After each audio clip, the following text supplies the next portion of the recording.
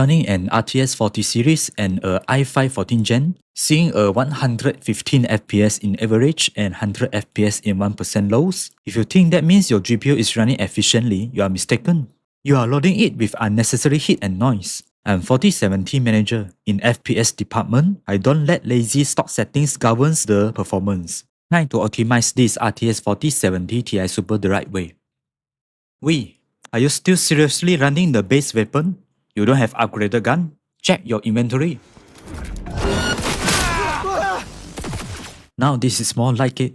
Push the core clock to plus 100 MHz. It speeds up how fast your GPU renders every frame, giving you a massive FPS upgrade. Don't push too far to avoid instant game crashes. However, it depends on your specific hardware. You can test a set of values, run your favorite game to test and see if the FPS goes up. If your game crashes, lower it down by 15 MHz each time until it is stable. Next, push the memory clock to plus 1000 MHz. This locks down the 1% low FPS and cleans up frame pacing, meaning goodbye stutter, hello, smooth 1% lows. In memory clock, if you push too far, it might not crash your computer, but it will start making tiny errors in the back end. The GPU will spend extra time correcting those errors instead, making your FPS go down and introduce visual artifacts. Same rules, run the game and find your sweet spot by lowering down 100 MHz offset each time until the game performs better without visual artifacts. Lastly, max out the power limit to whatever your specific card allows. For my GPU, 107% because it is not overclocking monster like Asus ROG Strix or MSI Supreme X, which is 120% to 130%. Power limit raised the hardware's power ceiling, allowing it to handle heavy loads without hitting a power limit throttle. Do not adjust core voltage. This will be left untouched. It could potentially degrade your GPU.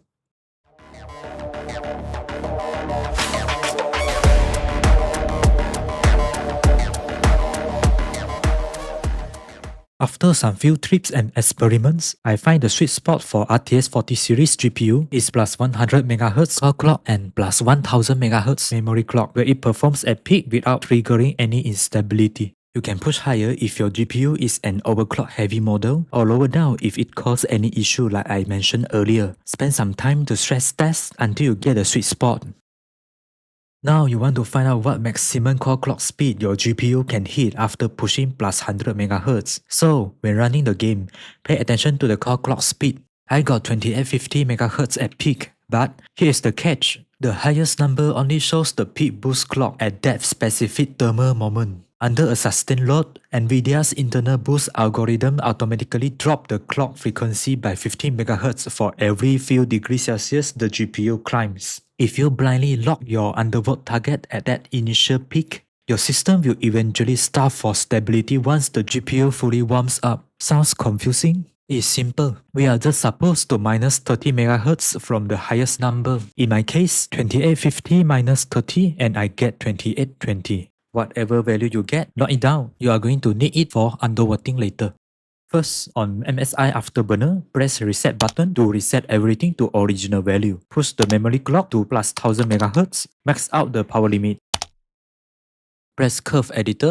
Look along the bottom axis for your target voltage. For example, if you want to lock your undervolt at 995 mW, find 995 on the bottom line and look at the dot directly above it. Sweet spot for RTX 40 series is usually between 900 and 995 mW. For ray trace games like Cyberpunk 2077 and Crimson Desert, 995 and above is recommended. I got performance penalty and crashed below that voltage point.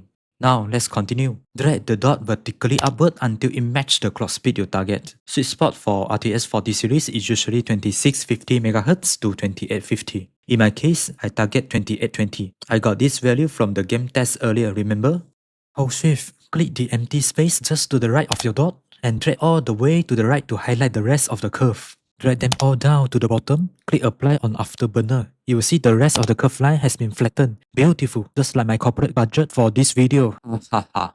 Now you will find your core clock slider becomes curved and you are officially running a perfectly optimized, highly efficient hybrid overclock and undervolt profile.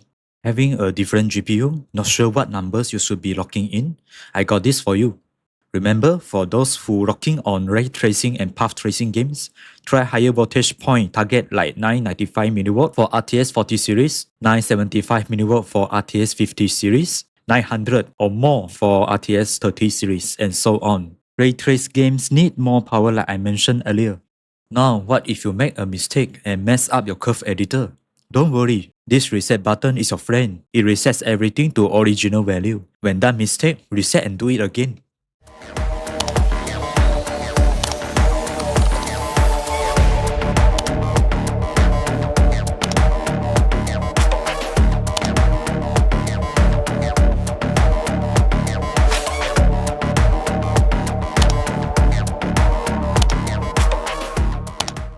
Easy, right? Any janitor in my office could have done this.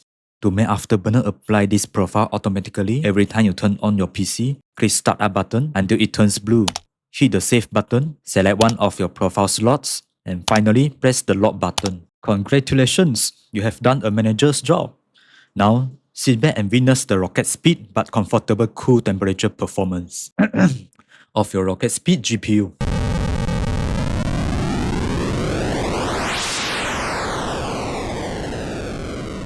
After pushing this RTX 4070 Ti Super to its limits, I found that it was already operating at peak efficiency and at very low temperature even before undervolting, all thanks to the MSI Gaming Slim's massive cooling headroom. Well, it actually improved my overall GPU temperature, 1% low FPS and average FPS. This is what I call high efficiency execution, corporate upgrade.